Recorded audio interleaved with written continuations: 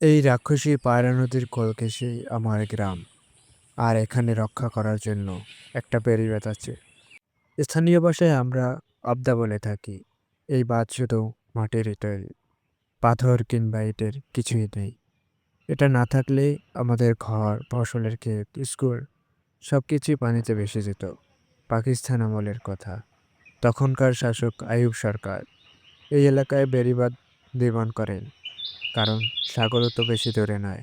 প্রতি বছর কয়টা যে ঘূর্ণিঝড় জলোচ্ছ্বাস হয় তার কোনো হিসাব নাই। ঘর বাড়ি বন্যায় পানি এসে কোথায় নিয়ে যায় তা কেউই খুঁজে পায় না। আজ এই অবধা শুধু রক্ষাই করছে না, এটি আমাদের জীবনের অংশ হয়ে গেছে। বছরের পর বছর ধরে জল, ঢেউ, ঝড় সবকিছুর সামনে দাঁড়িয়ে থেকেছে। এটি মাটির দেয়াল, কখনো ফেটে যায়, কখনো ধসে পড়ে, কিন্তু আমরা মেরামত করি না। সে আমাদের রক্ষা করে, তাকে আমরা রক্ষা করি না, আরও পারি যত বেশি ক্ষতি করি।